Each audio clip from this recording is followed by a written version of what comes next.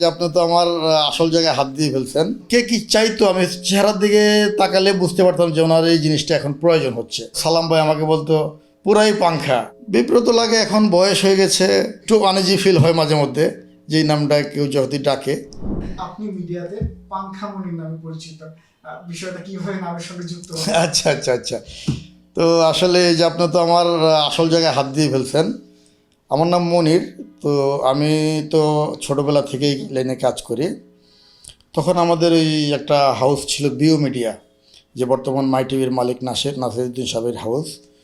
তো ওইখানে আমি মাসুম আলী স্যারের সাথে কাজ করতাম। ওইখানে আমাদের মোয়া সালাম ভাই একজন অভিনেতা আছেন। তো আমি খুব দৌড়ায় কাজ করতাম এবং খুব স্পিরিটলি কাজ করতাম। যে যেটা বলতাম যে রেডি, 1 সেকেন্ড। কেউ কিছু চাইলো, ওনাকে বললাম তো 1 সেকেন্ড দিচ্ছি। এই 1 সেকেন্ড সময় নেওয়া, যে সময়টাই লাগুক, আমার কথাই ছিল 1 সেকেন্ড। এবং খুব দ্রুত স্পিরিটের মধ্যে চাওয়ার ওনার মাত্রই আমি মোটামুটি দিয়ে দিতাম। এবং তখন কে কি চাইতো আমি চেহারার দিকে তাকালে বুঝতে পারতাম যে ওনার এই জিনিসটা এখন প্রয়োজন হচ্ছে। তো ও তখন থেকে আমাদের সালাম ভাই আমাকে বলতো পুরাই পাংখা, তুই তো পাংখা রে। এই আস্তে আস্তে পাংখামণির, আস্তে আস্তে পাংখা হইতে হইতে পাংখামণির হয়ে গেলাম আর কি। তো আসলে এটা আমার একটা টাইটেল, কিন্তু আমার নাম হচ্ছে মোহাম্মদ মনির। আমার বাপ মা আমার মনির হোসেন নামেই আর কি আমাকে ডাকেন। আর এই মিডিয়াতে আমাকে এই নামটাই আমাকে পরিচিত করেছে এবং আমাকে চিনে। আচ্ছা, মনিরের সঙ্গে পাংখা যুক্ত হয়েছে, এই যে নামের একটা পরিবর্তন, এটা কি কখনো আপনাকে বিব্রত করে, বা আপনি কিভাবে নেন এটা? কোনোভাবে আনন্দিত হন নাকি বিব্রত হন?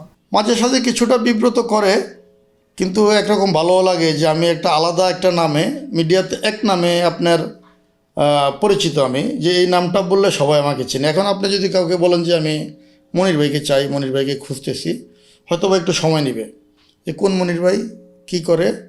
কিন্তু আপনি যখন বলবেন যে আমি পাংখা মনিরকে চাই, তখন আমাকে যে সরাসরি দেখা হয়েছে এরকম লোক আছে আমার সাথে কখনোই দেখা হয় নাই, কিন্তু আমাকে নামে চিনে।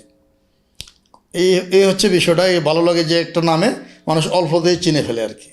বিব্রত কখন লাগে?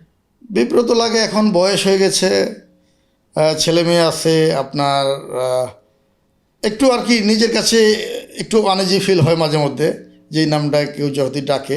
এই তো এইভাবেই আর কি। সময় দেওয়ার জন্য অসংখ্য ধন্যবাদ আপনাকে।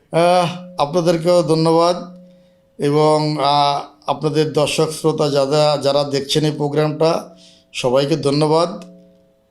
সবাইকে অনুরোধ করব আপনারা এবার এই কোরবানি ঈদে হলে গিয়ে রকিস্টার মুভিটা দেখবেন। আশা করি আপনাদের ভালো লাগবে এবং নতুন কিছু, নতুন অভিজ্ঞতা, নতুন কিছু ফিল পাবেন।